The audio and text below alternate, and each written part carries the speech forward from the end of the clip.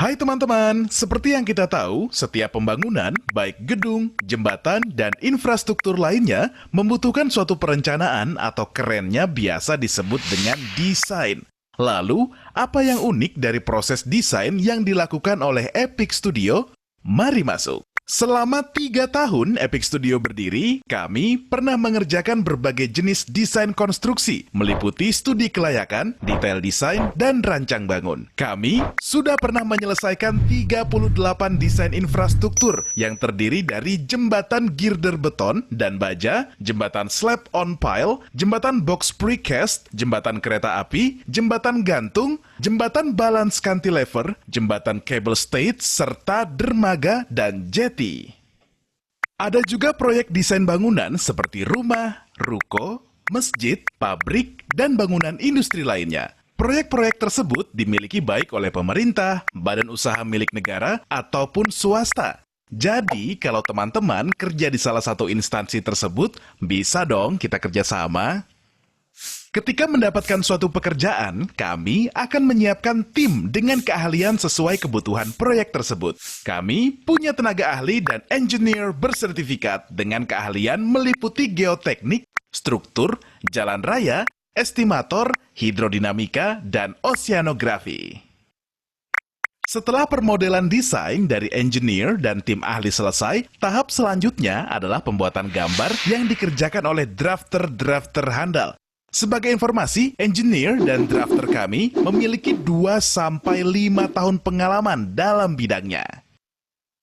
Nah, tapi teman-teman juga sering menanyakan, wah, dinding dan balok bangunan saya retak-retak, fungsi ruang akan berubah. Apakah bebannya sama? Mau nambah lantai juga, tapi kolom dan pondasinya kuat tidak ya? Berapa lama lagi umur bangunan saya ya? Masih kuat gak ya bangunan saya dengan peraturan gempa sekarang? Dan lain sebagainya. Yap, selain mendesain bangunan baru, Epic juga dapat melakukan review desain terhadap bangunan existing, serta memberi rekomendasi perbaikan yang optimum sesuai dengan kebutuhan. Sebelum mereview, biasanya divisi desain dibantu oleh divisi asesmen untuk melengkapi data primer yang dibutuhkan. Apa sih asesmen itu? Tonton video berikutnya ya.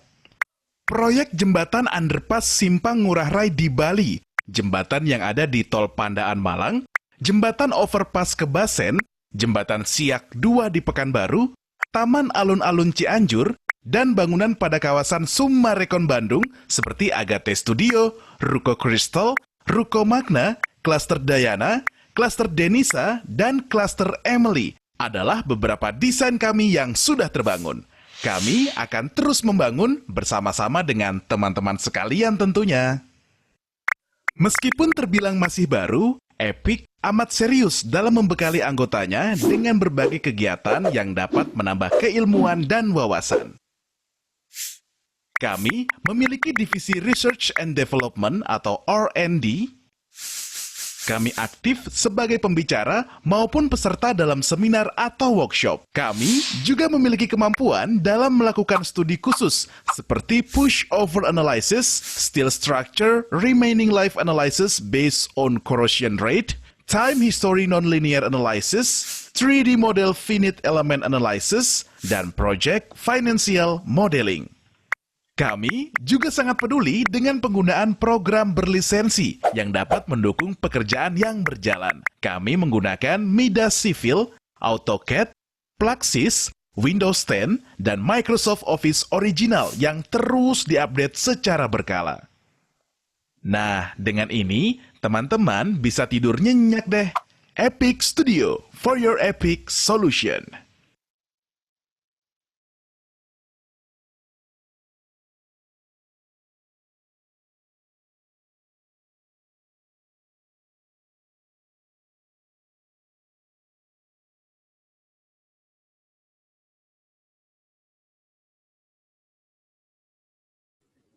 Ya, selamat malam semuanya. Selamat datang di Epic Centrum. Epic ngobrol santai dalam forum. Sebelumnya terima kasih telah hadir di acara malam hari ini. Terima kasih teman-teman menyempatkan diri walaupun hari ini hari terakhir ya, buat besok libur juga gitu. Eh, walau apa mungkin jumlah peserta dulu saya sebutkan di sini ada 46 orang dari 80 yang mendaftar. Di sini ada teman-teman dari kontraktor, developer, konsultan, dosen dan mahasiswa. Didominasi teman-teman dari Unpar sepertinya. Kemudian dari teman-teman dari NTUST, temannya Pak Heri ya, PU, kemudian Waskita. Di sini juga ada Politeknik Negeri Jakarta, dan mungkin teman-teman lain yang mohon maaf tidak dapat saya jabarkan satu-satu. Malam ini kita kedatangan pembicara yang sangat menarik, yaitu Pak Heri ya. Beliau adalah salah satu tenaga pengajar di Universitas Katolik Parahyangan. Kemudian beliau juga dulu kalau nggak salah dosen saya itu di Unpar Beton 1 guys kalau nggak salah, saya lupa. Selamat malam Pak Heri. Halo Pak Heri. Wah, saya masih malam, ya, malam. Malam ya Pak. Malam. Baik Pak di sana. Hah? Baik. Malam, kedengeran? Ya, baik. Kedengeran ya. Oke. Oke, sebelumnya saya memperkenalkan diri, saya Handrawan selaku moderator pada malam hari ini. Okay. Kemudian pada malam hari ini kita menyelenggarakan Epicentrum yang ke-24 dengan topik beton. Beton lagi. Biasa kalau kali ini betonnya bukan pakai semen tetapi ya betonnya di sini menggunakan semacam senyawa pozolan, betul ya Pak ya? Kemudian nanti mungkin akan dibahas lebih lanjut oleh Pak Heri ya. Oke, kemudian judul topik malam hari ini adalah potensi pemanfaatan pozolatik material dalam pengembangan material konstruksi ramah lingkungan tanpa semen ya. Kemudian mungkin saya memperkenalkan kembali ya Pak Heri Suryadi di sini. Mungkin saya bacakan sedikit histori dari Pak Heri Suryadi. Di sini beliau di tahun 2007 ya di apa namanya? Bukan 2007 di sini. 2002 ya di S1 di Unpar, kemudian beliau melanjutkan konsultan ya di 2002 sampai 2007, kemudian beliau melanjutkan studinya di S2 di Unpar di sini. Kemudian beliau mengajar hingga sekarang, kemudian beliau melanjutkan S3 di 2014 sampai 2018, kemudian beliau balik dan mengajar di sini sebagai kepala lab struktur, betul ya Pak ya? Oke, kemudian ya. Mungkin saya sebelumnya membacakan beberapa peraturan yang sebaiknya dilakukan, yaitu sesi pada malam ini ada dua, yaitu sesi paparan Pak Heri, kemudian sesi tanya jawab, masing-masing diperkirakan 1 jam. Kemudian jika teman-teman ingin bertanya, dapat dilakukan dengan menuliskan pertanyaan di kolom chat di bawah, dapat di direct message ke Epic Studio, di situ ada akunnya.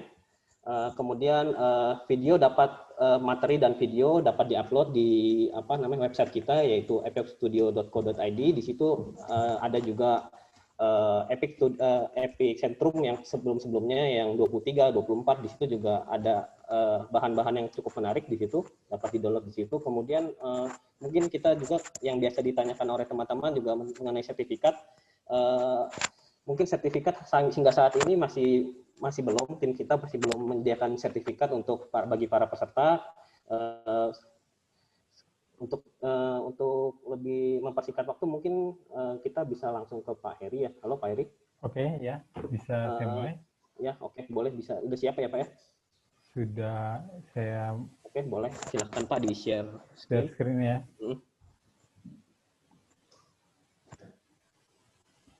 Oke, sudah terlihat? Oke, sudah Pak. Sudah terlihat Pak. Oke, ya. Saya mulai, oke ya. Oke, selamat malam semuanya Bapak Ibu, peserta dari Epicentrum ke-24 ini. Pertama-tama saya ucapkan terima kasih kepada Epic Studio yang setelah mengundang saya untuk men-sharingkan apa yang telah saya penelitian yang saya lakukan gitu. Pada malam hari ini semoga semuanya tetap semangat, karena seperti yang tadi disampaikan oleh Bapak Handrawan bahwa hari ini adalah hari terakhir sebelum kita liburan gitu ya. Jadi semoga sudah malam ini tetap semangat ya. Jadi malam hari ini saya mengambil beberapa penelitian yang saya telah lakukan di NTUST, National Taiwan University of Science and Technology Taiwan, atau disingkat Taiwan Tech, lebih untuk singkatnya Taiwan Tech. Untuk kesempatan malam hari ini memang saya ambilkan judulnya sebagai potensi pemanfaatan pozolanik material dalam pengembangan material konstruksi ramah lingkungan tambah semen. Oke, jadi ini tadi sudah diperkenalkan oleh Bapak Hendrawan. Saya itu adalah angkatan 97 ya, dari Teknik Sipil Unpar angkatan 97. Jadi lulus dari tahun 2002 dan kemudian bekerja di konsultan dan melanjutkan sebagai dosen di Unpar. Ya. Oke, saya mulai pemaparan malam hari ini. Presentasi hari ini akan saya bagi menjadi 4 bagian, dari introduction sampai dengan summary. Jadi, seperti kita ketahui bersama bahwa semen itu, produksi semen cukup besar di dunia ini, hampir sebanyak 4 billion tons per year gitu ya, jadinya sangat banyak. Nah, karena produksi semen ini cukup banyak juga, kita ketahui bersama bahwa produksi semen membutuhkan energi yang cukup besar untuk memproduksinya. Sehingga dari energi yang dibutuhkan tersebut, seperti kita ketahui bahwa bahan-bahan mentah itu dibakar hingga mencapai suhu yang sangat tinggi, 1400 derajat Celcius, sehingga adanya karbon dioksida yang dilepaskan ke udara gitu ya, jadinya emisi CO2 yang cukup tinggi. Data yang saya peroleh itu sekitar 0,66 sampai 0,8 kg karbon dioksida yang dilepaskan untuk setiap produksi 1 kg semen, jadi itu cukup banyak. Nah, ini yang melatar belakangi semen produksi ini. Kenapa semen digunakan? Memang di dunia ini memang hampir semua bangunan beton itu menggunakan semen, karena semen itu merupakan salah satu material yang sudah terbukti propertinya, dia mempunyai properti yang baik, secara mekanis, thermal maupun durability-nya sangat baik. Jadi memang saat ini bangunan beton yang berbasis semen memang sudah sangat digunakan di dunia ini gitu ya. Nah, namun untuk mengurangi produksi semen ini memang saat ini banyak digunakan pozolanik material. Jadi seperti judul yang pemaparan hari ini, yaitu pozolanik material itu adalah salah satu alternatif pengganti sebagian semen. Biasanya digunakan sebagai pengganti sebagian semen untuk mengurangi penggunaan semen di dalam beton itu sendiri. Jadinya berbagai macam material pozolan ini yang dapat dimanfaatkan sebagai bahan pengganti sebagian semen. Nah, nanti saya akan paparkan beberapa pozolanik material untuk sebagai introduction. Jadi sebagian besar itu pozolanik material itu berasal dari limbah industri padat. Ya. Nah, ide dari untuk mencapai suatu konstruksi material yang tanpa semen, jadi diusahakan untuk membuat suatu material konstruksi tanpa semen dengan menggunakan 100% pozolanik material. Jadi idenya adalah tidak tanpa menggunakan semen sama sekali. Nah, ini adalah beberapa jenis pozolanik material yang ada, misalkan seperti ground granite blast furnace slag atau GGBFS, ada ferronickel slag, ada CFBC fly ash, ada fly ash kelas F dan kelas C, metakaolin, silika fume, resas S. Memang banyak sekali jenis pozzolanic material ini, mungkin tidak semuanya tercantum di slide ini. Nah, saya akan bahas mungkin beberapa saja. Yang pertama itu saya akan menjelaskan dulu apa itu yang namanya pozzolanic material. Pozzolanic material itu adalah suatu material yang secara kimiawi dia dapat bereaksi dengan kalsium hidroksida untuk membentuk kalsium silicate hydrate. Jadi pozzolanic material itu dia merupakan material yang berunsur silika atau alumina atau kombinasinya, yang apabila digambarkan dari ternary diagram dari kalsium oksida, silika dan alumina, ya, ini lime, silika, alumina, itu biasanya dia berada di dalam ternary diagram ini, ya.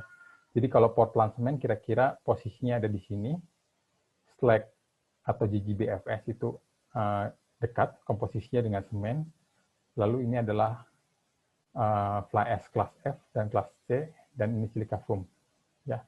Jadi reaksi yang terjadi apabila dia dicampurkan di dalam semen itu akan terjadi seperti ini, bahwa kalsium hidroksida itu akan bereaksi dengan silika dan air akan menghasilkan kalsium silika hydrate. Jadi ini salah satu contoh untuk mikrostruktur dari semen, ya, di mana merupakan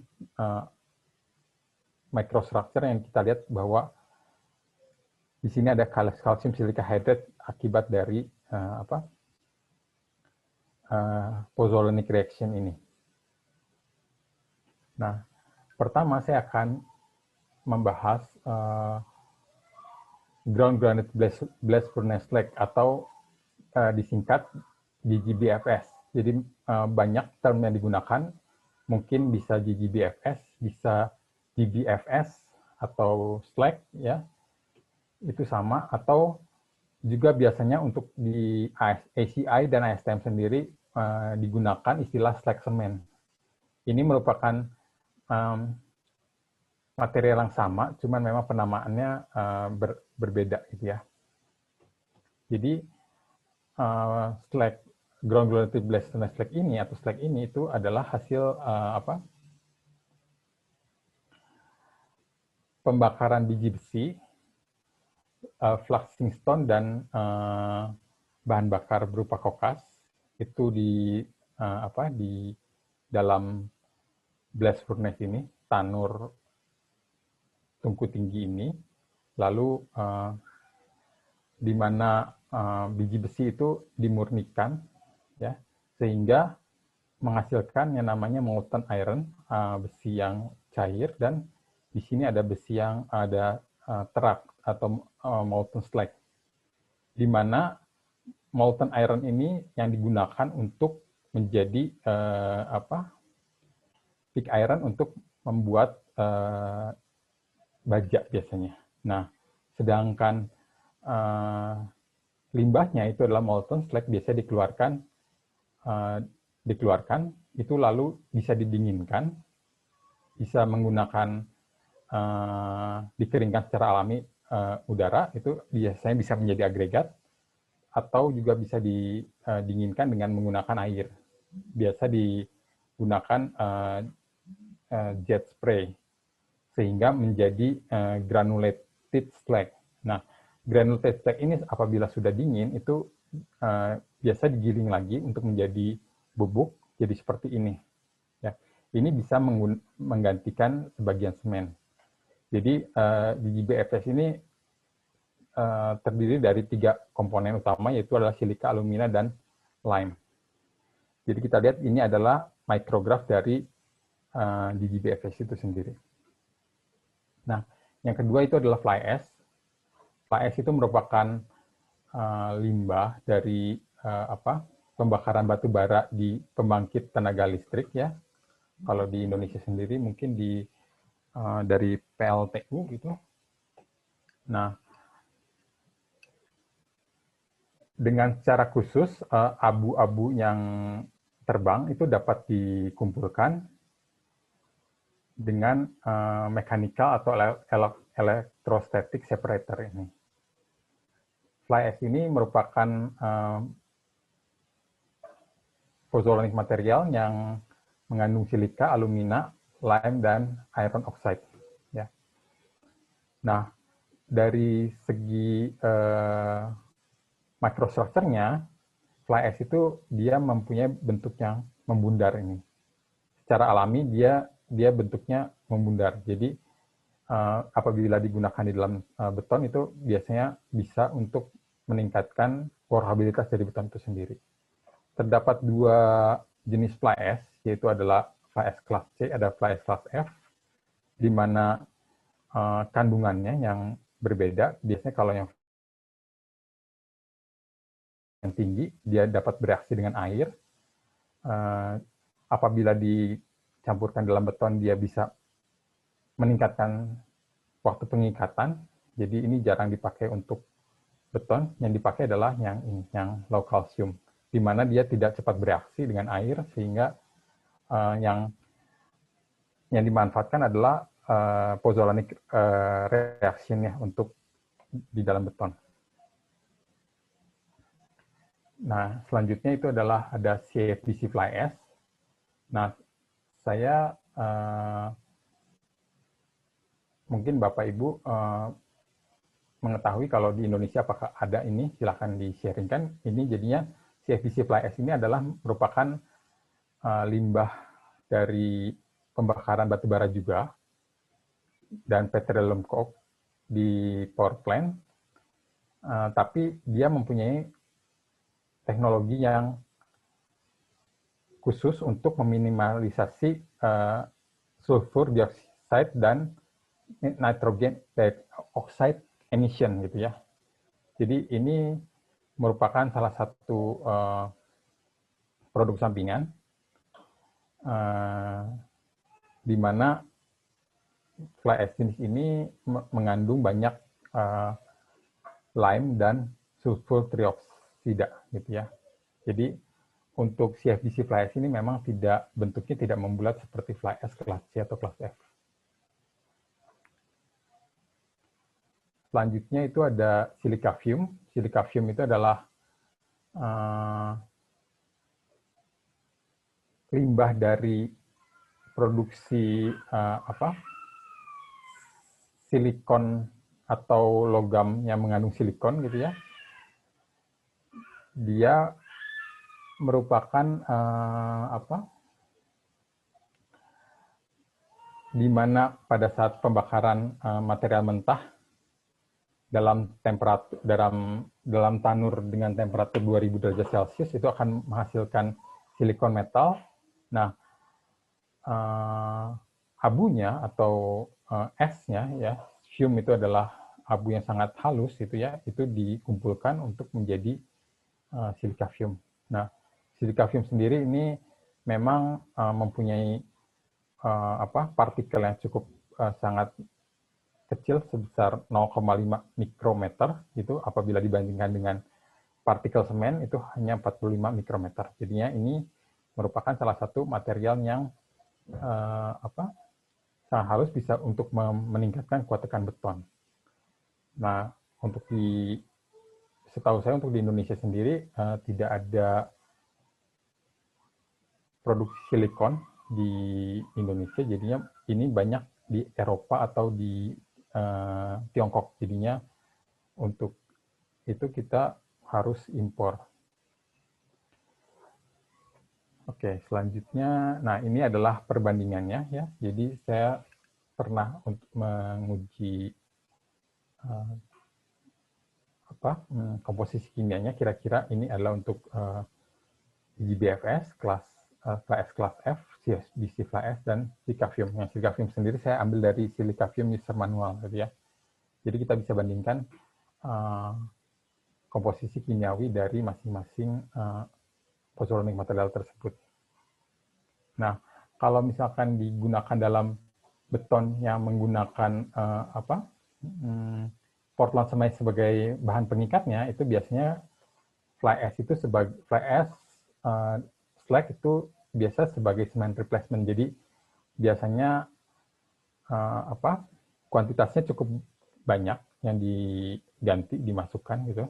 Sedangkan kalau untuk silica film sendiri dia sebagai property enhancer aja, jadi untuk meningkatkan sifat-sifat mekanisnya saja. Jadi biasanya silica film ini tidak terlalu banyak di jumlahnya yang dimasukkan ke dalam campuran beton. Nah, sekarang saya baru akan membahas ke inti permasalahan dengan no-cement construction material. Jadi, no-cement construction material itu intinya itu ada dua komponen, yaitu adalah precursor dan activator. Ya. Jadi, dua komponen ini akan menggantikan semen itu sendiri. Ya. Jadi, prekursor ini biasanya itu dimanfaatkan dari pozzolanic material. Bisa berupa GGBFS, bisa berupa fly ash, atau pozzolanic material lainnya. Nah, namun apabila hanya pozzolanic material saja itu tidak bisa bereaksi. Untuk slag sendiri dia bisa mempunyai proses hidrasi tapi lambat sekali. Jadi perlu dinamakannya aktivator. Ya. Nah, kalau Bapak Ibu ketahui itu yang sekarang sangat berkembang itu adalah mungkin kalau misalnya Bapak Ibu mendengar no semen konkret gitu ya, beton tanpa semen, pasti yang terlintas itu adalah yang namanya geopolimer. Jadi geopolimer itu adalah suatu istilah yang umum menuju ke no cement construction material. Ya. Nah, atau juga ada yang menyebutkan alkali activated material, gitu ya. Memang sampai saat ini masih diperdebatkan antara geopolimer dan alkali activated material, tapi memang geopolimer itu sudah dipatenkan oleh satu profesor dari Prancis, gitu ya. Jadinya dia menyampaikan bahwa geopolimer adalah apabila rantai ikatan kimianya sudah stabil menjadi polimerisasi gitu ya, sebagai polimer. Sedangkan activated material bukan. Jadinya itu memang sampai saat ini masih banyak perbincangan. Ya. Jadi untuk geopolimer sendiri, kalau Bapak Ibu ketahui bahwa biasanya prekursor ini diaktifkan dengan second komponen. Jadi ada aktivator, biasanya digunakan alkaline activator berupa sodium hydroxide atau sodium silicate. Ya. Banyak macam aktivator lainnya gitu, misalkan potasium hydroxide juga dapat digunakan atau potasium silicate gitu ya, banyak. Tapi yang paling umum digunakan dalam pembuatan geopolimer itu adalah sodium hydroxide dan sodium silicate. Nah, ini kira-kira sejarah singkatnya perkembangan alkali activated material ini. Kita lihat bahwa geopolimer term ini dikenalkan pada tahun 1979 gitu ya. 1979, sudah 40 tahun lebih gitu ya. Dan perkembangannya cukup banyak gitu ya. Jadi memang banyak sekali yang sudah dilakukan mengenai material ini. Nah, seperti yang saya sudah tadi jelaskan bahwa activator itu untuk geopolimer sendiri memang menggunakan sodium hydroxide dan sodium silicate. Nah, saya akan menjelaskan sedikit bagaimana cara membuat larutan dari sodium hydroxide. Jadi, soda api atau NaOH ini, sodium hydroxide itu biasanya kita dapatkan dalam bentuk padat seperti ini.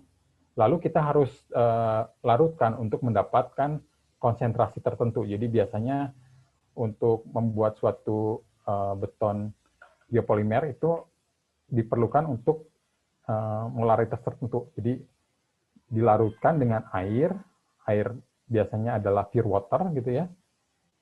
Dengan sudah dihitung molaritasnya, ini akan menimbulkan panas, biasanya air dicampur dengan sodium hidroksida. Lalu untuk mendapatkan suatu larutan NaOH ini kita harus tunggu dulu 24 jam sehingga reaksinya stabil dan baru bisa dipakai di membuat biopolimer gitu ya. Namun menurut saya ini dan dari jurnal yang saya baca memang dua chemical ini mempunyai tingkat toksisitas yang cukup tinggi gitu ya. Jadinya memang tidak bisa sembarangan karena cukup dia itu bersifat alkali dan cukup berbahaya.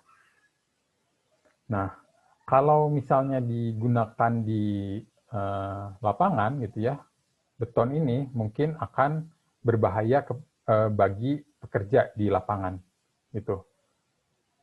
Apalagi kalau misalkan di Indonesia sendiri mungkin pekerja itu kadang suka lupa menggunakan APD untuk melindungi dirinya gitu ya. Jadi biasanya itu kalau misalkan bahan-bahan kimia ini kontak dengan kulit itu bisa menghasilkan misalkan kulitnya terbakar atau merah-merah seperti ini yang pernah murid bimbingan saya itu alami itu mungkin kalau kena kulit bisa gatal-gatal juga gitu ya. Nah, hal ini juga banyak tidak disampaikan di hasil penelitian yang dilakukan oleh peneliti gitu ya. Nah, dari sini memang terpikir untuk mencari alternatif lain sebagai aktivator ya. Jadi memang banyak usaha untuk mengganti aktivator tersebut gitu ya. Jadi di sini diambil aktivatornya berasal dari sumber alam yang mempunyai level toksisitas yang lebih rendah daripada bahan kimia tersebut ya. Jadi berdasarkan studi yang literatur yang dilakukan, memang ternyata ada beberapa juga yang menggunakan alkaline earth oxide itu sebagai aktivator ya. Yaitu adalah kalsium oksida dan magnesium oksida itu kita sebut sebagai alkaline earth oxide ya. Alkaline earth oxide ini juga bisa didapatkan dari alam atau dari proses kalsinasi gitu ya. Ataupun juga tersedia yang sudah dikomersialkan di mana kadarnya sudah tepat sebagai sudah diproduksi secara komersial gitu ya. Nah, jadi ini yang saya simpulkan gitu. Mungkin ada lain lagi gitu, tapi untuk pemaparan ini saya bagi dua gitu. Jadi yang tadi itu adalah yang prekursor dan alkaline solution bisa menghasilkan geopolimer, dan di sini ada yang prekursor menggunakan alkaline earth oxide. Sama-sama akan menghasilkan no-cement konstruksi material. Nah, alkaline earth oxide ini sini juga bisa didapatkan selain dari alam, itu bisa didapatkan juga dari kalsinasi misalkan batu gamping, limestone, kalsium karbonat CaCO3, atau calcine dolomite, batu kapur dolomit yang dibakar, atau mungkin oyster shell, itu kerang juga mempunyai kandungan kalsium karbonat yang tinggi. Apabila dibakar dia bisa menghasilkan kalsium oksida dan lain-lain, masih banyak juga. Nah,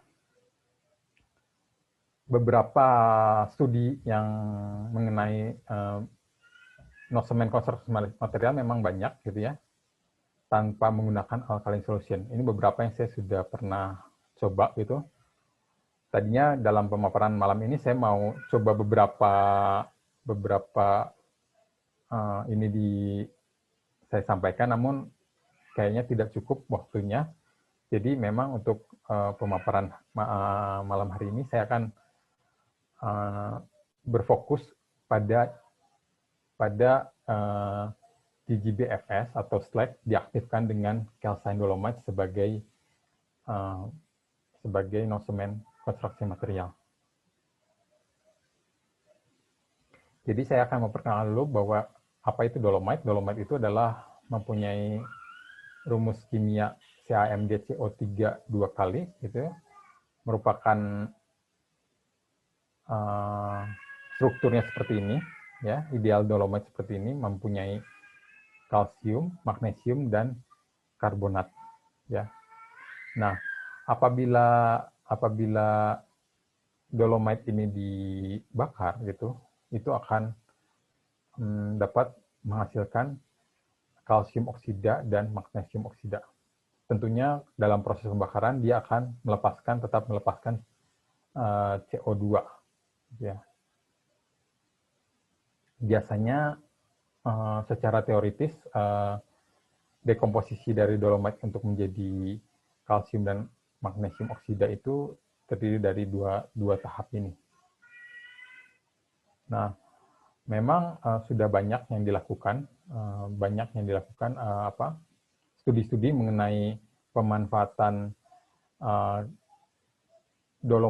kapur dolomite bakar ini, dan di salah satu peneliti itu menemukan bahwa calcine dolomite itu potensial untuk digunakan sebagai aktivator dari slag itu sendiri, gitu ya. Jadi berangkat dari situ saya mencoba untuk membuat suatu material tanpa semen menggunakan calcine dolomite. Jadi dari studi tersebut itu akan diciptakan pozzolanic material berupa ground granulated blast tuna slag sebagai prekursor dan calcine dolomite sebagai activator, ya. Di mana di sini akan menjadi nosemen konstruksi material. Jadi memang pertama-tama memang jenis dari dolomite yang kita dapatkan itu memang bisa berbeda-beda, gitu ya. Jadi salah satu pengujiannya itu kita harus tahu dulu bagaimana thermal analisis dari dolomite mentahnya, gitu ya, sebelum dibakar. Jadi itu biasa bisa dicek dengan menggunakan thermographic analysis, gitu ya. Jadi spesimen dolomite itu dibakar dan dilihat bagaimana perubahan dari kehilangan masanya, gitu, kehilangan beratnya. Jadi dilihat di sini kalau dibakar dia ternyata beratnya itu baru berkurang pada suhu sekitar 631 derajat Celcius dan akhirnya stabil di 810 derajat Celcius.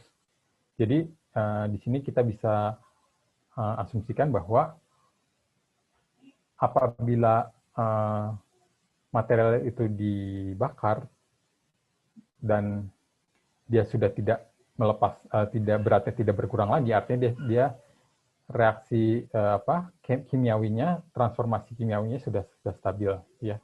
Jadi mengapa pada studi ini memang saya pilih temperatur dari kalsinasinya itu adalah sebesar 900 derajat Celcius.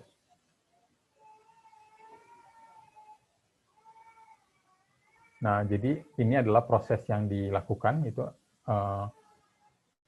dolomite raw dolomite itu dibakar.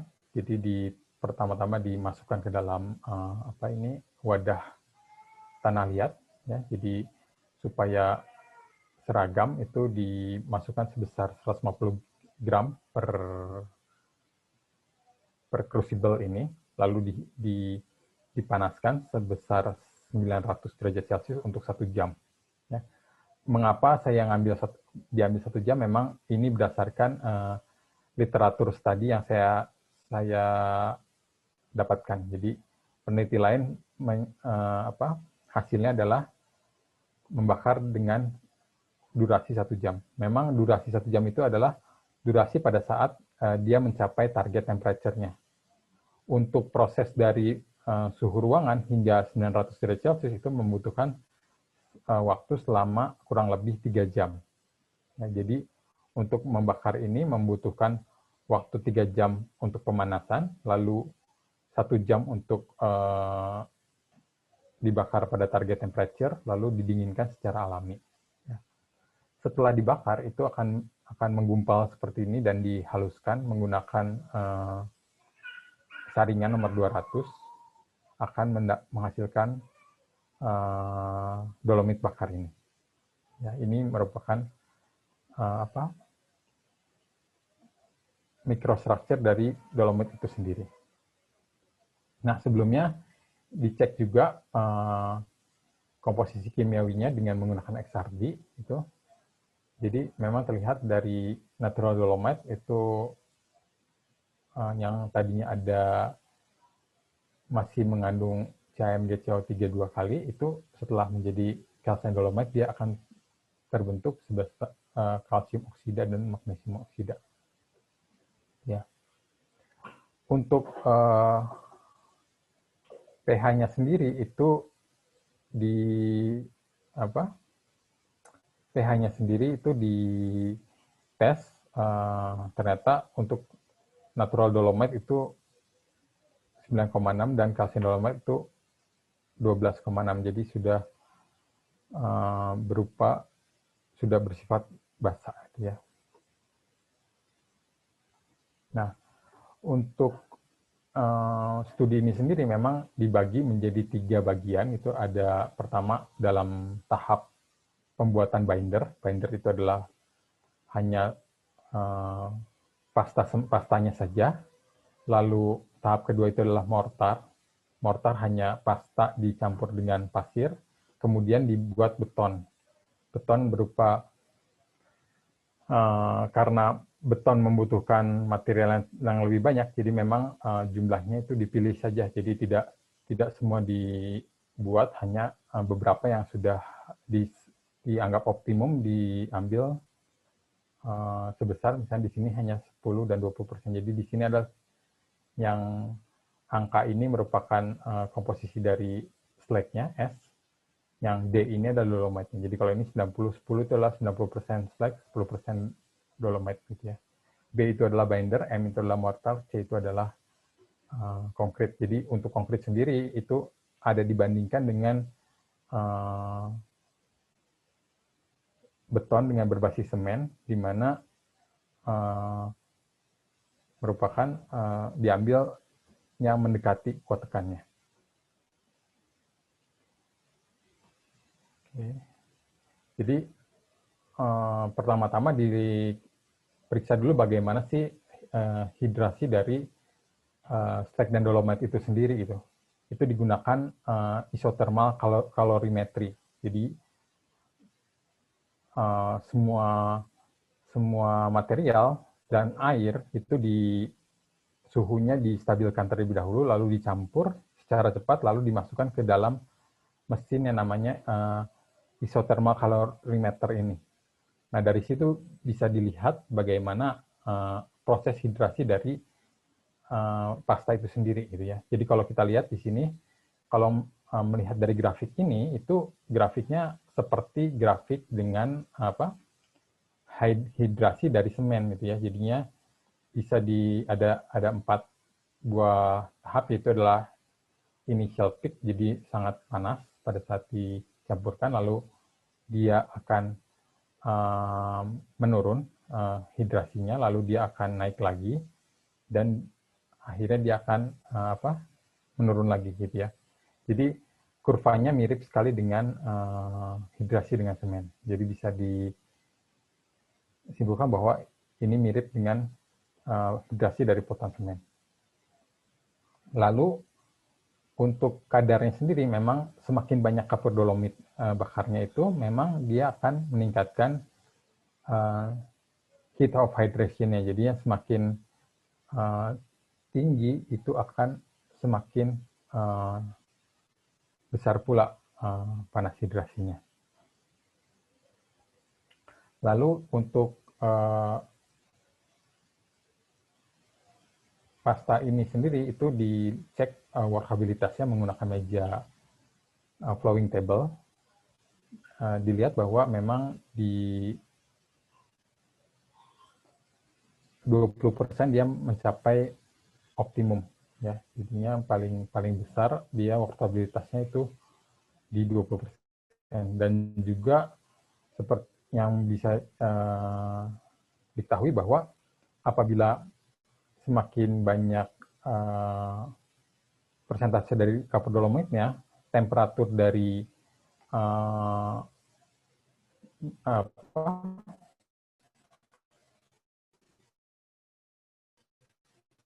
pasta segarnya itu cukup panas gitu ya. Jadi kalau misalkan setting time dicek, ternyata dengan aktivator kapur dolomit ini memang dia mempunyai setting time yang cukup panjang, tidak seperti halnya yang kita ketahui dari geopolimer. Biasanya itu setting time-nya sangat cepat sekali, sehingga merugikan apabila pada saat dicetak langsung mengeras itu akan tidak baik. Jadi ini di sini cukup panjang setting time-nya. Nah, bagaimana dengan kuat tekannya? Kalau untuk binder ini sendiri itu memang kalau tadi saya sebutkan, kalau misalnya tanpa aktivator dia pada 28 hari itu slack saja hanya mencapai 15,10 megapascal. Namun dengan penambahan kapur dolomit sebesar 20% itu dia akan meningkat sampai ke 31 MPa pada umur 28 hari. Nah, di sini terlihat trennya bahwa optimumnya didapatkan di 20%, kemudian dia menurun kuat tekannya. Seperti workabilitasnya tadi sudah dijelaskan bahwa memang setelah di atas 20%, workabilitasnya akan menurun. Jadi memang pada saat fresh properties-nya juga menurun, dia akan menyebabkan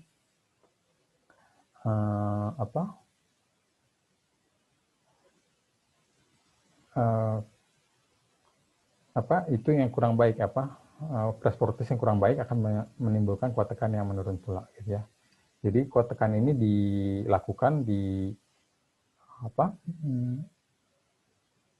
pada kubus dengan ukuran 50 mm sisinya, gitu ya.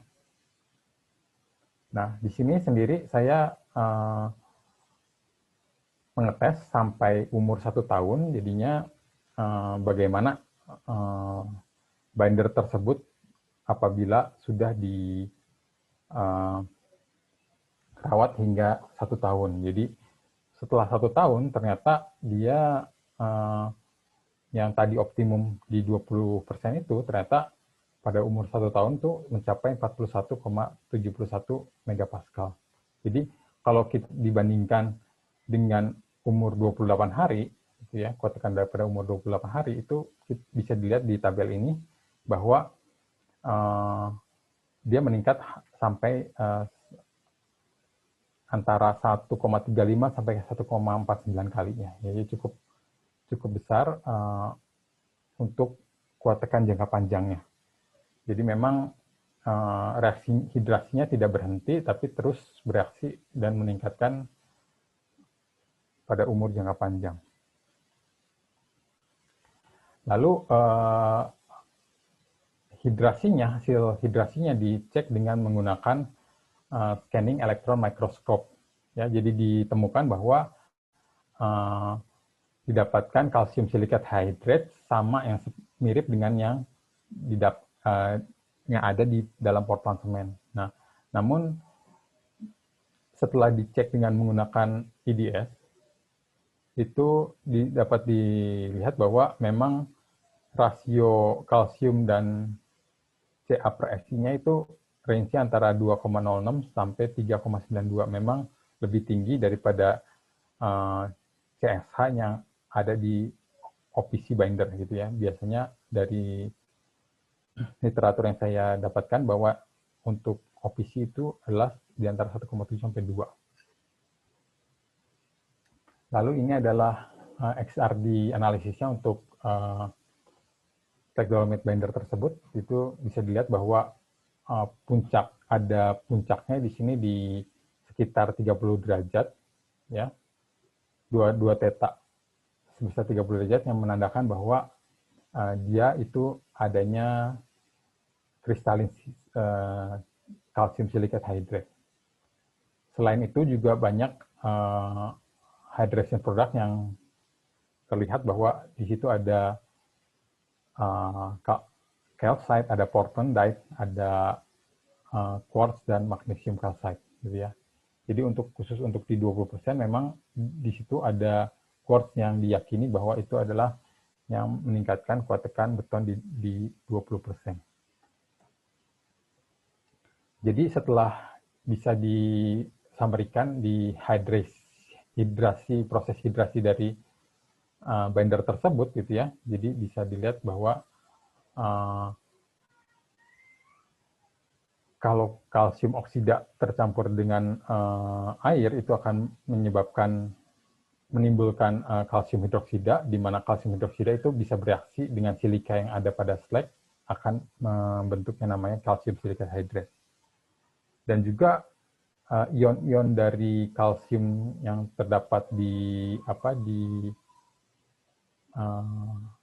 dolomite bakar tersebut itu bisa bereaksi dengan silika menjadi kalsium silicate hydrate, dan juga bisa bereaksi dengan alumina, atau bisa bereaksi dengan keduanya, ya. Jadi ini biasa disebut bisa menghasilkan gel dari kalsium silicate hydrate atau kalsium silicate aluminate hydrate, ya, di mana bisa mengkontribusikan untuk kekuatan dari matriks dari pengikat beton tersebut, ya. Selanjutnya dilanjutkan ke mortar. Mortar itu pasta dicampur dengan dicampur dengan pasir, dicampurkan satu part dari binder itu dengan 2,75 part dari semen yang sesuai dengan ketentuan ASTM. Workability-nya dikontrol dengan menggunakan SP, lalu memang di sini range yang diambil itu lebih lebar daripada yang ditentukan di ASTM. Ya, tapi diusahakan semuanya berada di persentase ini. Jadi kalau dilihat di mortar itu sendiri, sama halnya seperti seperti pasta tadi, bahwa optimumnya dia terjadi di 20% dengan kuat tekan yang hampir mirip dengan pasta yang sudah kuat tekan pasta yang telah diperoleh, gitu ya. Jadi memang match, gitu. Jadi memang sejalan bahwa 20% itu adalah kadar yang optimum. Nah, sama juga untuk kuat tekan jangka panjangnya, dicek untuk mortarnya itu memang ternyata hidrasinya setelah sampai umur 1 tahun itu memang tidak berhenti, gitu ya. Jadi sama untuk meningkat terus. Jadinya untuk mortar sendiri peningkatannya hanya sebesar 28,59% untuk yang calcine dolomite dengan sebesar 20%. Nah, untuk mortar sendiri ini dilakukan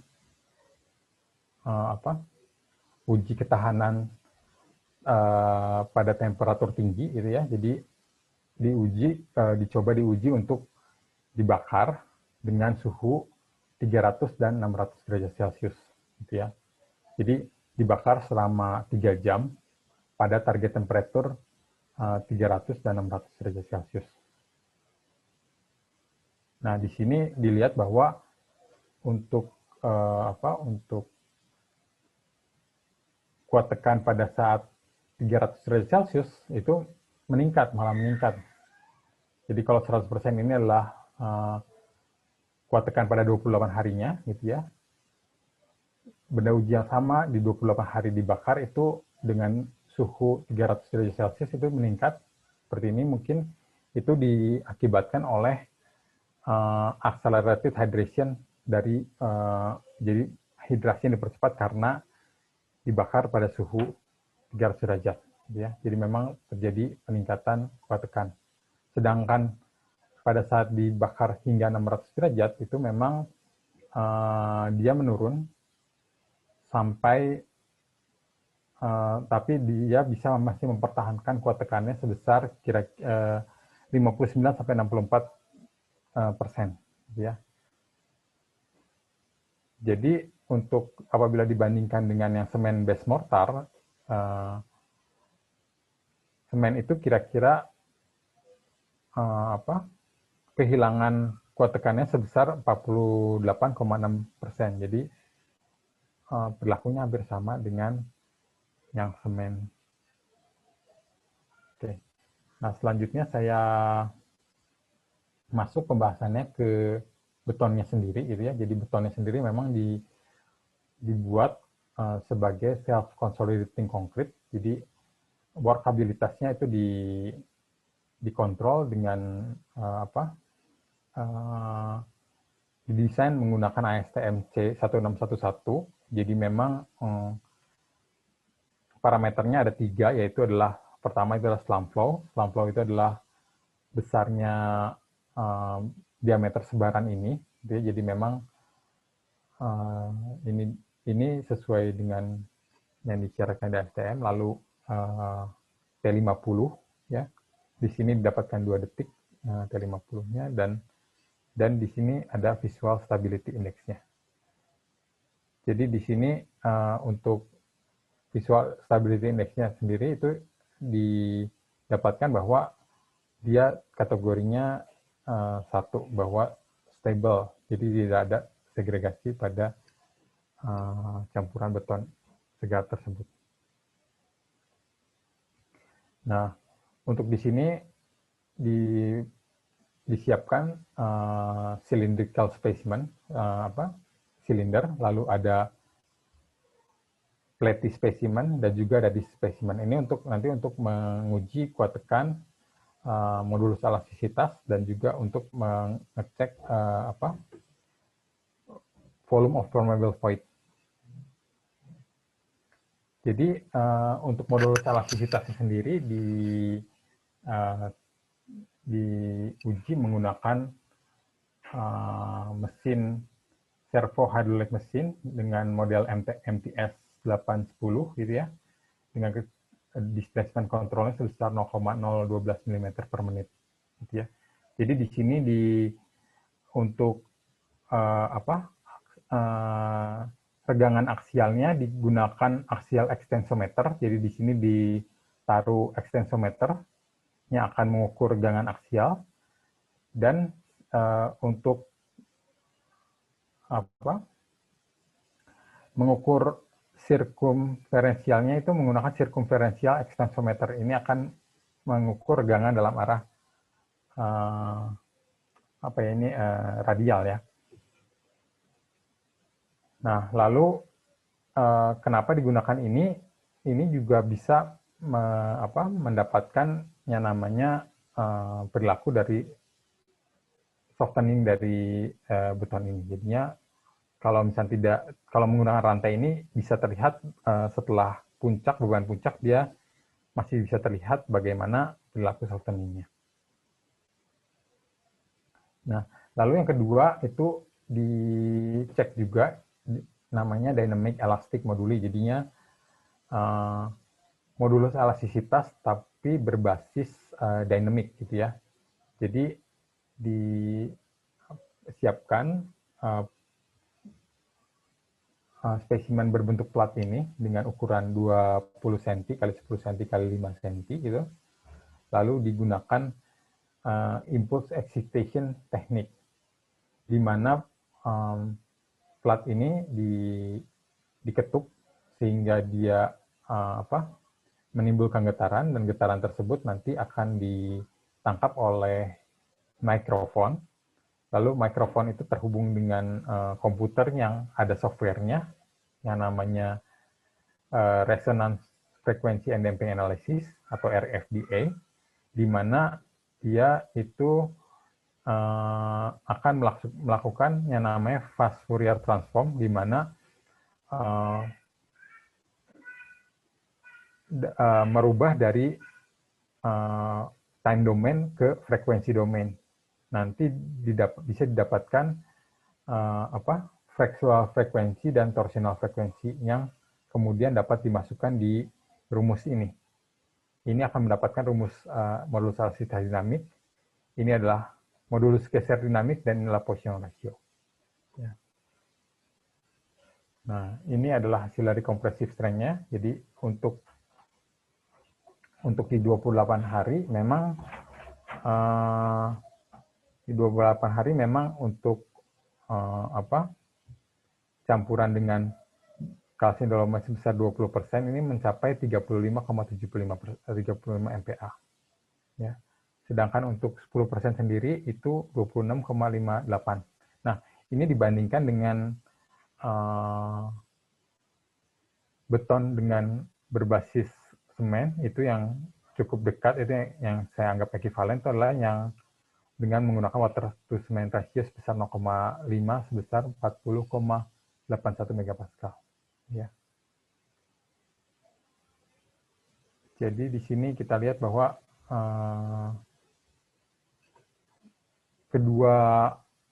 apabila menggunakan 10% saja dia sudah mencapai 26,58. Itu sudah mencapai melebihi 17 MPa, itu sudah bisa melampaui minimum dari tukar tekan yang disyaratkan dari ACI, gitu ya. Nah, ini adalah hasil dari modulus elastisitasnya. Itu memang di sini digunakan ASTM 469 untuk menghitung modulus elastisitasnya, itu menggunakan chord modulus, itu di mana ini adalah rumusnya untuk mengambil regangan di 5 kali 10 pangkat minima dan titik di 40% dari FC prime, gitu ya. Lalu ditarik garis, lalu kemiringannya dihitung untuk mendapatkan modulus elastisitas. Ini adalah modulus elastisitas dan ini adalah modulus Poisson ratio yang didapatkan dari material tersebut. Ini adalah hasil dari modulus elastisitas dinamik, ya. Dilihat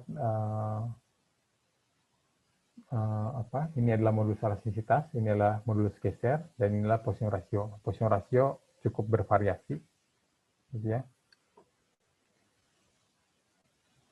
Saya lanjutkan saja. Jadi ini adalah summary-nya, itu yang dynamic modulus elastisitas memang jauh lebih tinggi dibandingkan dengan yang statik, gitu ya. Memang dari literatur itu dijelaskan bahwa dynamic modulus elastisitas memang itu bisa approximately kira-kira equal dengan inisial tangan.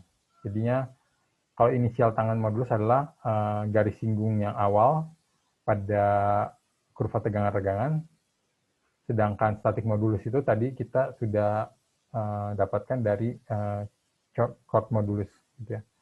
Nah, kalau dilihat ini secara teoretikal, itu secara teoritis kalau kita tak ketahui bahwa di ACI itu untuk menghitung modulus elastisitas itu menggunakan rumus 4.700 akar FC prime.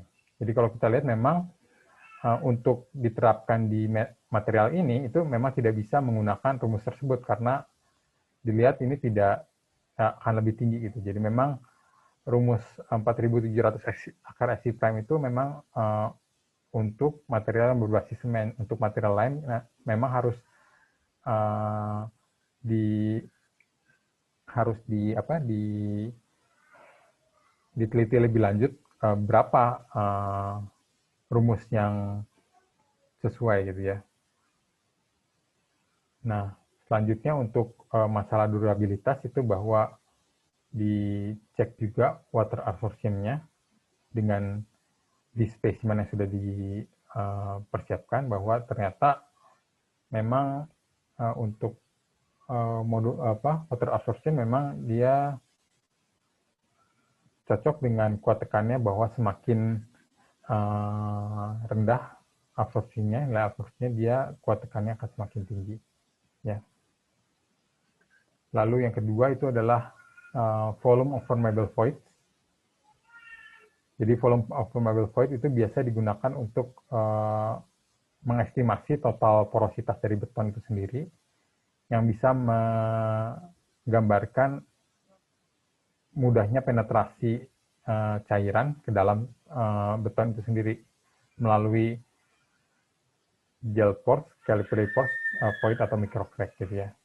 Jadi di sini di spesimennya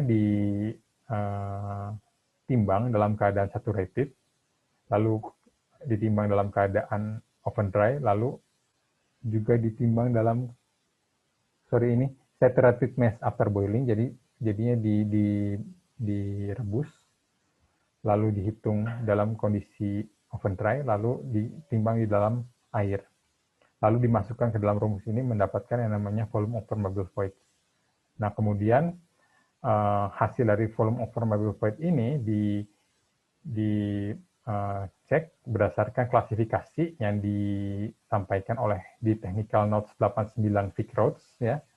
Itu adalah seperti ini. Jadi kalau misalnya dia lebih kecil daripada 12 itu dia bisa dikategorikan excellent, good, normal, marginal, dan bad. Jadi kita lihat di sini memang kalau yang berbasis semen dia sudah excellent.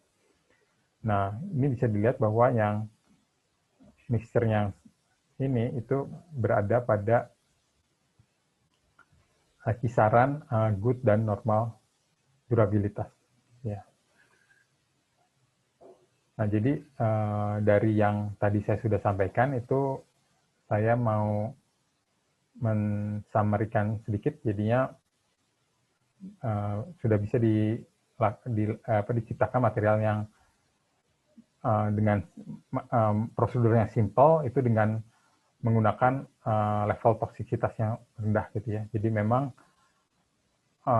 eksperimental ini memang baru pada skala laboratorium gitu ya. Jadinya dari skala laboratorium ini memang menghasilkan mechanical dan durable properties yang cukup baik gitu ya. Lalu memang untuk ke depannya memang harus untuk dapat dipakai di konstruksi material memang harus dilanjutkan lagi untuk dilakukan seperti misalnya tes-tes lain yang lebih lanjut itu. Seperti fractural toughness, steel bar pull-out test, flexural, shear strength, dan sebagainya gitu ya. Mungkin di struktur sebenarnya itu. Lalu juga memang durabilitas yang dicek di studi tadi memang belum banyak, itu memang harus dilanjutkan lagi bahwa bisa saja mungkin ada tes air permeability, gas permeability, chemical resistance, carbonation, dan sebagainya. Ataupun misalkan studi durabilitas menggunakan rapid chloride penetration. Ya. Jadi presentasi ini sudah sebagian dipublikasikan, jadi beberapa paper yang saya sudah tulis bisa dicek di Google Scholar ID saya, gitu ya. Jadi bisa kalau misalnya memang Bapak Ibu berminat bisa membaca lebih lanjut. Mungkin untuk pemaparan saya cukup sampai di sini. Terima kasih. Saya kembalikan ke Bapak Hendrawan sebagai moderator. Ya Pak Heri, terima kasih atas paparannya Pak, sangat baik. Ya saya jadi juga bisa tahu Pak, di situ bisa menggunakan material-material waste ya Pak ya. Ya. Mungkin yang saya catat di sini ada limbah dari produksi baja, kemudian ada logam silikon yang bisa dipakai ya Pak ya, di awal-awal tadi introduction ya. Kemudian tadi ada mungkin ada material precursor sama aktivator yang telah disampaikan oleh Pak Heri, itu mungkin juga sangat bermanfaat Pak, mungkin bisa dijadikan referensi ya Pak ya, bagi teman-teman untuk melakukan studi yang lebih lanjut. Tadi mungkin juga dari kuat tekannya juga saya lihat juga nggak masih bisa bersaing lah dengan material semen ya. Hanya tadi di bagian durabilitas saja ya Pak ya masih kurang. Ya, memang belum banyak dilakukan itu ya. Ya Pak ya. Ya. Oke, mungkin sekarang kita lanjut ke sesi tanya jawab ya. Silakan ya. Mungkin teman saya bisa share screen. Mungkin ini pertanyaan pertama ya Pak, saya bacakan. Ini dari Raja Padamenan ya. Raja Pardamenan ya. Terima kasih banyak Bapak Suryadi atas ilmunya. Apakah bahan pojolan sama dengan bahan semen? Seberapa besar kekuatan bila dijadikan beton kubus dan diuji cobakan? Terima kasih. Mungkin ada sedikit berbeda ya semen dengan pozzolanic material ini, karena seperti kita ketahui kalau misalnya semen itu dia ada dia bisa bereaksi hidrasi sendiri, begitu dicampur dengan air itu dia akan berproses hidrasi dan mengeras sendiri. Namun kalau pozzolanic material ini memang tidak bisa langsung mengeras sendiri. Jadi memang berbeda di susunan kimianya. Seperti kita ketahui bahwa kalau misalkan semen itu ada yang unsurnya namanya C3S, C2S, C3A, C4AF dan sebagainya gitu ya. Jadi mungkin bisa dipelajari lebih lanjut, itu memang jadi berbeda gitu ya. Nah, kalau dijadikan beton kubus itu ya kalau menurut saya maksudnya seberapa besar kekuatan bila dijadikan kubus. Kalau dijadikan beton kubus itu memang sebenarnya kaitannya dengan faktor bentuk. Sebenarnya kalau kekuatannya sama tapi bentuknya berbeda bisa dikonversikan. Seperti kita ketahui bahwa kubus kita tahu yang menggunakan istilah K itu ya, itu bisa dikonversikan saja. Mungkin itu yang bisa saya jawab dari pertanyaan Bapak Raja. Oke, mungkin lanjut ke pertanyaan selanjutnya. Ini dari Bapak Albert Hansen. Pertanyaan kepada Pak Heri, berapa lama FC frame rencana dapat dicapai dengan non-semen construction material GGBFS Cardinal Dolomite? Oh, berarti ini ya Pak ya, pencapaian 28 hari itu ya Pak ya? Maksudnya rencana tuh berapa lama? Lama ya, jadi maksudnya saya agak nggak jelas juga ini, mungkin lamanya tuh apa? Lama kalau misalkan umurnya ya mungkin sepertinya sih ini Pak, maksudnya pencapaian FC frame, maksudnya pencapaian desain sepertinya. Oh, karena memang iya saya ngerti. Mungkin kalau untuk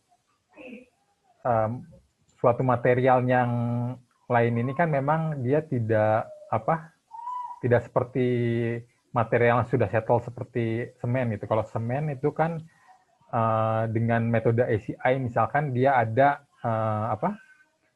FCPM perencana, lalu kita mendesain gitu. Tapi memang kalau untuk di sini memang belum ada database itu, jadi memang ini memang untuk kuat tekannya memang didapatkan berdasarkan eksperimen yang tadi berdasarkan presentasi tersebut gitu ya. Jadi kalau yang tadi didapatkan dari beton itu sendiri mungkin sekitar 30 sekian MPa itu ya. Lalu yang kedua mungkin teknologi beton biopolimer sudah ada sekitar 40 tahunan. Namun mengapa penggunaannya kelihatannya masih jarang digunakan pada proyek-proyek nyata? Kemudian apakah ada referensi proyek yang sudah menggunakan beton biopolimer, padahal bisa mengurangi penggunaan semen? Bagaimana tanggapannya, Pak? Kalau menurut saya memang di luar mungkin sudah ada ya. Saya tidak terlalu mengikuti perkembangannya, tapi yang sejauh yang saya ketahui sudah cukup sudah ada bangunan yang dibangun dengan geopolimer di luar, nggak tahu kalau di Indonesia gitu ya. Boleh dibesarkan lagi? Boleh Pak, bentar. Ya. Ya saya yakin kayaknya untuk di Indonesia memang masih jarang ya, karena nah saya tidak bisa ngomong pasti secara pasti bahwa referensi proyek mana yang sudah menggunakan biopolimer ya. Belum umum berarti ya Pak? Kalau di Indonesia belum umum, tapi kalau di luar saya tahu ada, kayaknya ya? sudah ada. Nah, oke, kemudian yang pertanyaan ketiga, bagaimana perbandingan kenaikan suhu saat reaksi hidrasi jika dibandingkan dengan penggunaan semen konvensional, Pak? Maksudnya untuk yang material saya ini ya? Material, ya, betul. Material. Memang pada saat saya melakukan eksperimen, memang untuk calcine dolomite ini karena terdiri dari kalsium oksidanya cukup reaktif, jadi pada saat dia dicampurkan dengan air itu kalsium oksida ketemu dengan air itu kan menimbulkan panas gitu. Jadi memang dari pencampurannya itu memang kalau kita ketahui kalau misalnya semen itu kan sudah panas ya kalau dicampur air. Nah ini yang terjadi yang saya dapatkan itu memang lebih panas, jadi memang lebih tinggi hidrasinya. Reaksi hidrasinya lebih tinggi ya.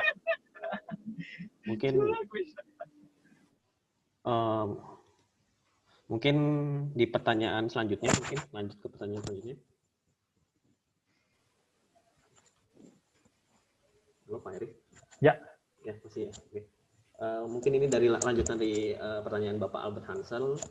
Pada umur beton yang sama, katakanlah 28 hari, apakah biasanya biasanya ditunjukkan lagi perbandingan FG-nya dengan beton semen konvensional? Mohon maaf bisa terlewatkan. Maksudnya gimana ya? Mungkin ada beton, ada umur beton Bapak ada ya. Apakah bisa tunjukkan? Oh, boleh di-share lagi gitu maksudnya? Ya, silakan Pak, di-share ulang bentar.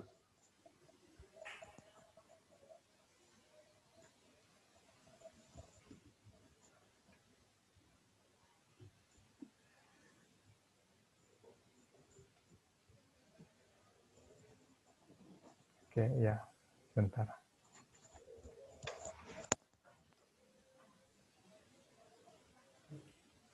Bentar, saya perbandingan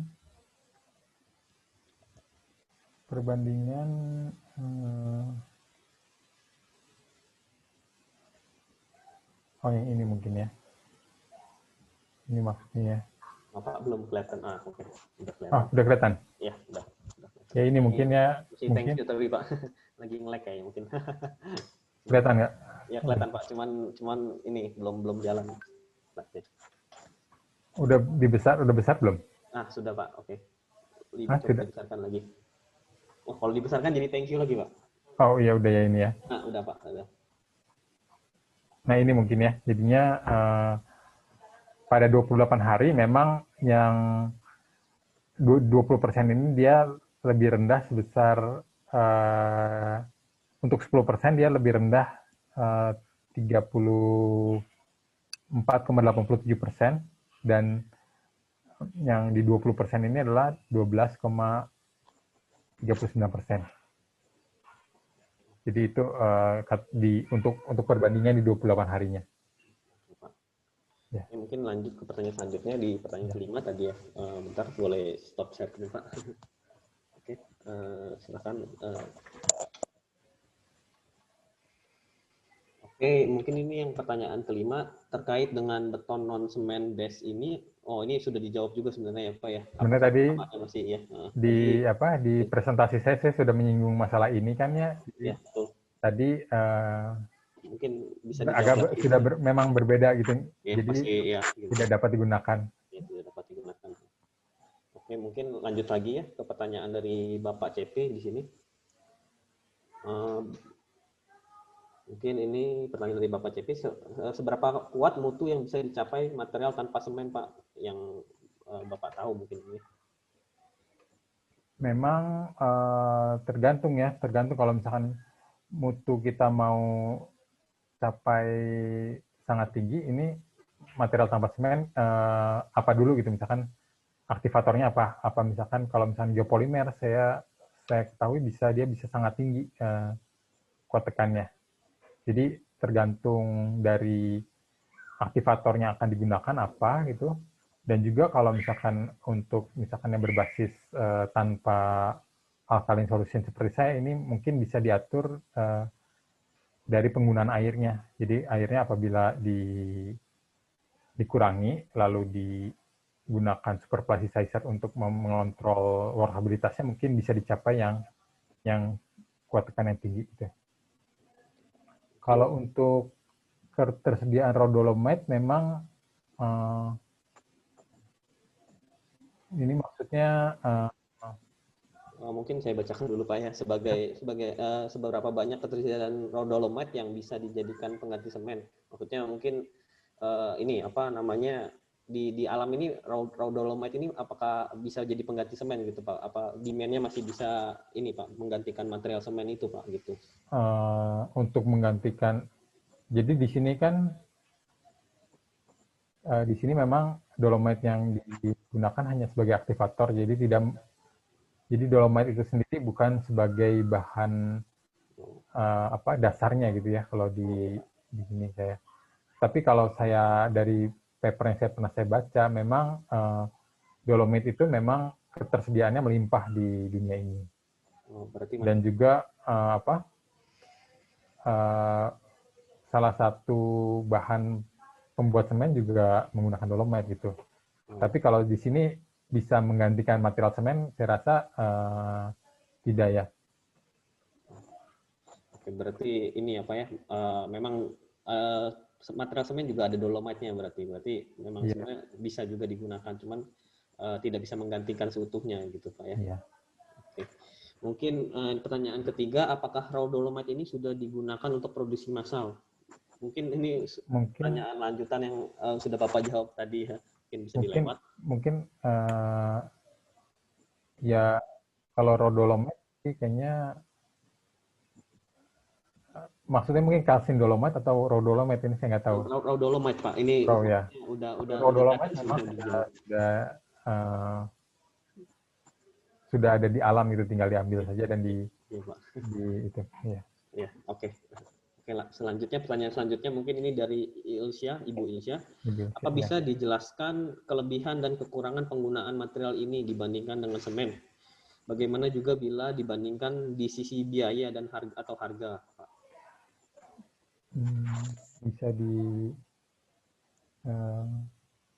Bisa itu ke yang tadi pertanyaannya. Ya, oke. Memang kalau kelebihan dan kekurangannya memang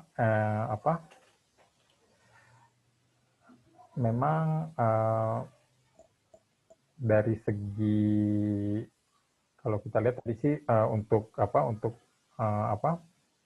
mencapai kekuatannya mungkin memang masih lebih rendah daripada material semen ya, kalau kita lihat itu. Kalau kelebihannya itu memang ya pasti untuk mengurangi penggunaan semen itu bisa kompetitif juga,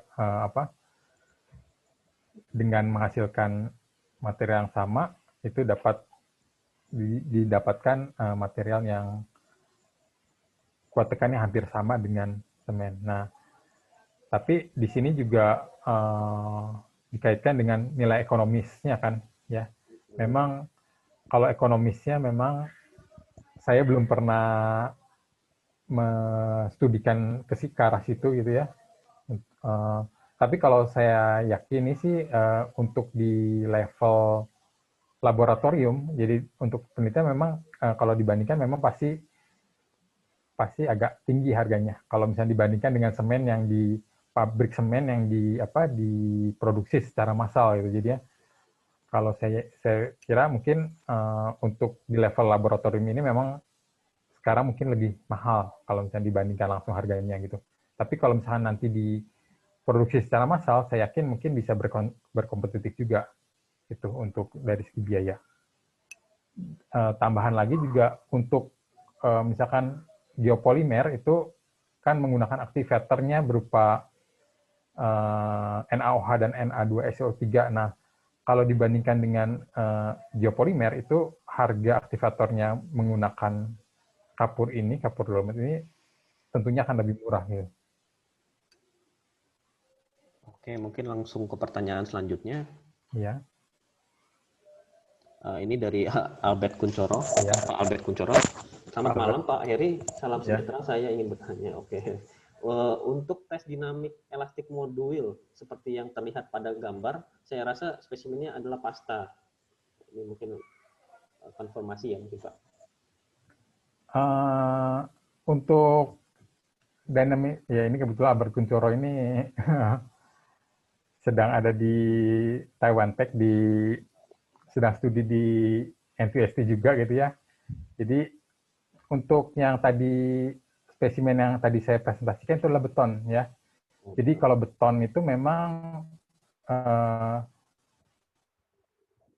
ukurannya lebih besar daripada untuk yang pasta. Jadi yang di 10 cm kali tebal 5 cm itu karena dia untuk apa?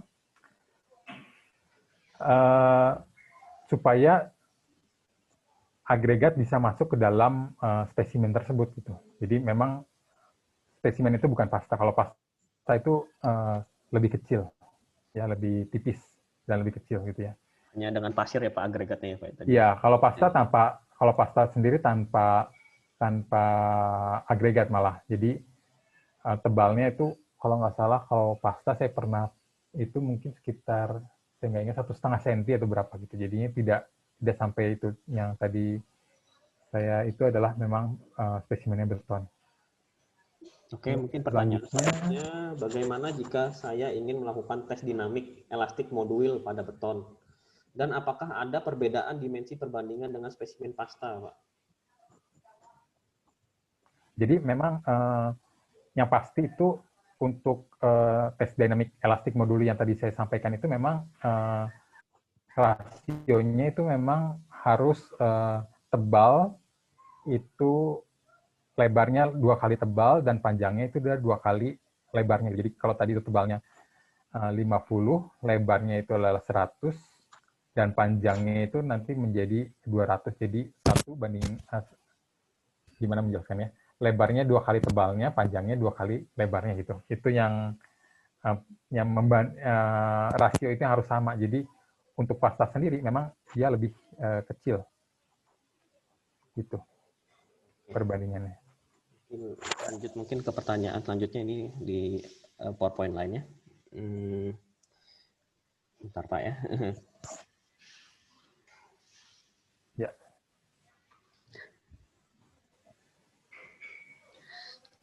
Oke. Bisa dibesarkan Pak? Mungkin ini pertanyaan dari Bapak Michael Chang ya. Saya mau bertanya, apakah terdapat metode ya curing yang khusus untuk beton dengan non semen? Terima kasih Pak.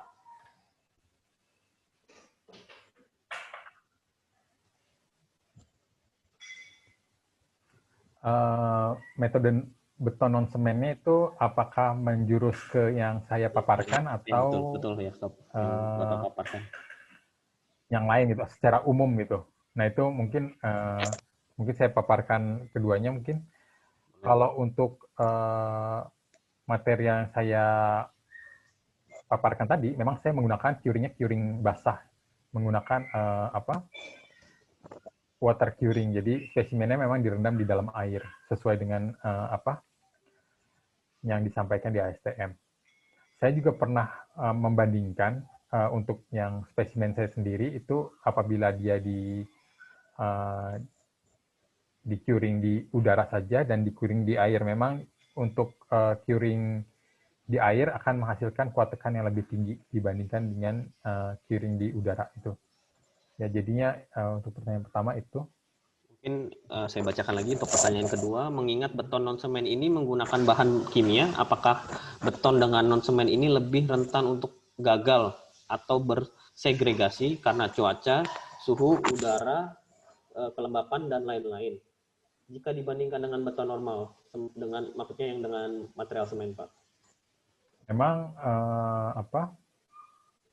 Seperti yang tadi saya jelaskan, memang itu harus ada pengujian lanjutan gitu untuk misalkan cuaca gitu ya kan, cuaca mungkin dia resistensi terhadap asam gitu ya kan, kalau misalnya atau apa, atau misalnya cuaca itu mungkin dia itu bisa karbonasi, bukan sorry apa, jadi memang harus adanya penelitian lanjutan gitu daripada ini. Memang yang tadi saya paparkan memang untuk bagian durabilitasnya memang belum kejamah ya. Jadi memang untuk dibandingkan dengan beton normal, memang beton normal itu memang sudah terbukti gitu bahwa dia apa dengan semen itu memang mempunyai durabilitas yang cukup baik gitu. Tapi kalau untuk rentan gagal itu memang harus diteliti lebih lanjut gitu. Oke, mungkin pertanyaan selanjutnya ini dari Pak Muhammad Enuh ya. Apakah kita menggunakan slag dari nikel yang mempunyai kandungan MgO cukup tinggi dalam kurung? Oh, oke. Dari Waskita di sini, Waskita Dari Prekes. Pak Manu, memang mungkin apakah dapat digunakan slag dari nikel gitu ya? Betul Pak. Untuk memang slag nikel dari nikel sendiri saya sudah pernah coba gunakan gitu, tapi memang saya belum pernah mengaktifasi dengan calcine dolomite. Saya hanya mengaktifasi dengan kalsium oksida saja. Nah, apabila dibandingkan memang bisa juga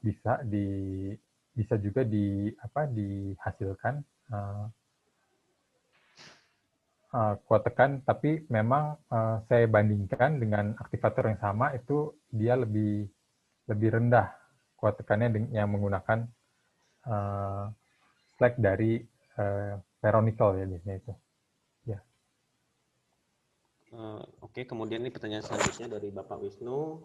Selamat malam Pak, topik mengenai material pengganti semen sebenarnya kan sudah sering dibahas ya.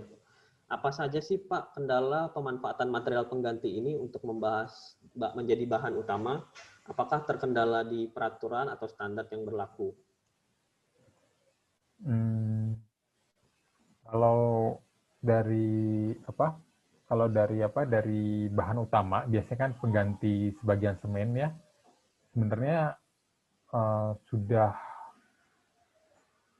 saat ini kan sudah cukup banyak bukan cukup banyak, malah di pasaran sudah yang beredar itu adalah semen Portland semen komposit gitu ya. Jadi memang Portland semen komposit itu memang sebagian besarnya itu merupakan bahan anorganik dari material porsolanik ini. Memang setahu saya sendiri di SNI kita sini nanti ada peraturannya. Saya nggak ingat pasti, mungkin ada berapa ya,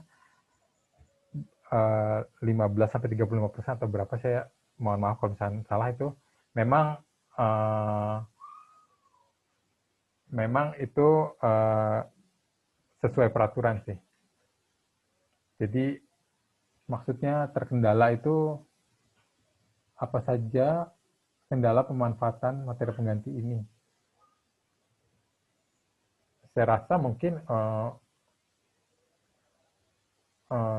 kadarnya itu ya, yang harus dipastikan berapa persen gitu, menurut peraturan atau standar yang berlaku. Ada di SNI. Setahu saya SNI Portland Cement Composite. Ya, Pertanyaan lanjutnya. selanjutnya yang nomor 2-nya dari Pak Wisnu ya. Apakah beton menggunakan material pengganti semen layak untuk digunakan menjadi agregat daur ulang? Apakah sudah ada peraturan khusus mengenai agregat daur ulang? Terima kasih. Sama yang mengenai peraturan. Apakah yang beton yang mengganti? Kalau menurut saya, karena ingin ingin menggunakan agregat sebagai, jadi betonnya itu di recycle supaya menjadi agregat gitu ya. Jadi memang yang penting itu adalah apakah beton yang menggunakan, ya bisa saja, tapi mungkin harus diketahui dulu berapa kuat tekannya gitu ya. Mungkin kalau misalkan dari beton yang menggunakan pengganti semen itu, saya rasa kalau bisa saja digunakan sebagai agregat daur ulang. Tapi memang nanti kan agregat daur ulang juga pasti agregatnya kekuatannya berpengaruh di kekuatan beton yang menggunakan agregat tersebut gitu. Jadi memang sebaiknya diketahui berapa kuat tekannya. Dan untuk mengenai peraturannya, karena memang saya tidak concern banyak ke agregat daur ulang, jadi saya tidak mengetahui secara pasti apakah ada peraturan khusus. Tapi setahu saya untuk agregat daur ulang sih banyak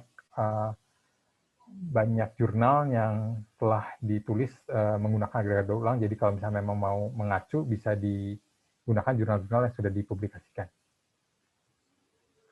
Oke, mungkin ada pertanyaan selanjutnya, mungkin di next Pak. Pak Alto, maaf.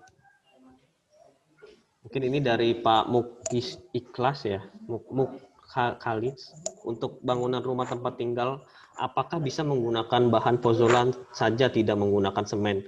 Untuk pekerjaan kolom praktis dan perbandingan seperti apa untuk pekerjaan kolom praktis tersebut? Apakah bisa menggunakan komposisi 1, 2, 3? Terima kasih Pak.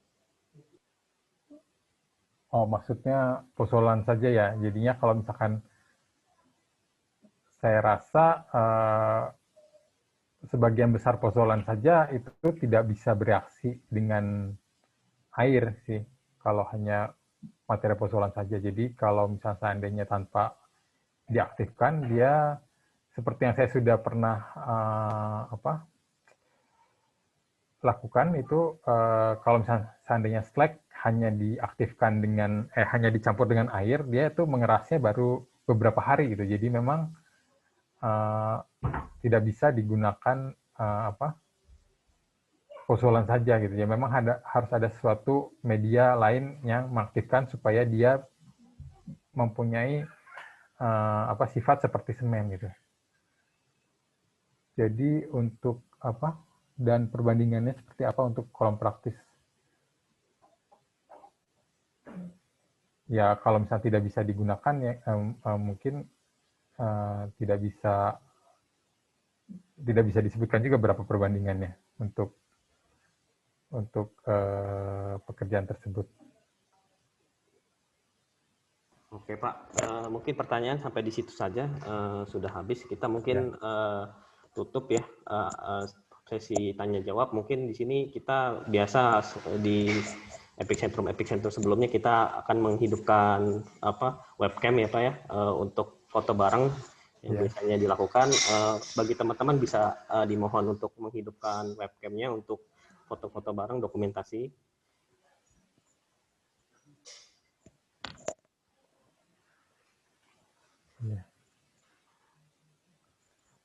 Oke, mungkin dari Pak Rocky ya di sini ya, yang kita tolong foto ya Pak ya. Oke, kita ambil foto dulu ya.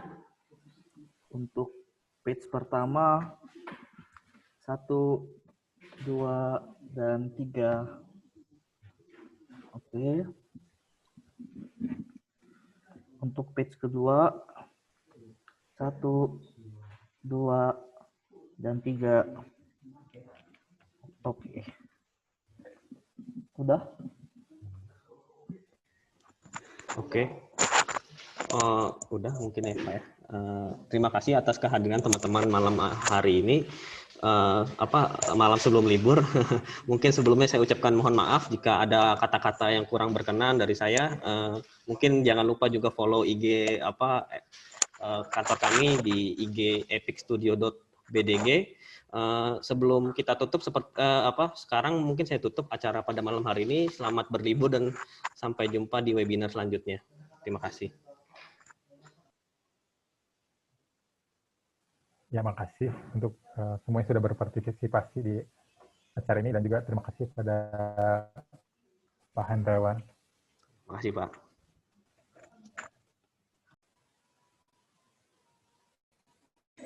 Terima kasih Pak Nif.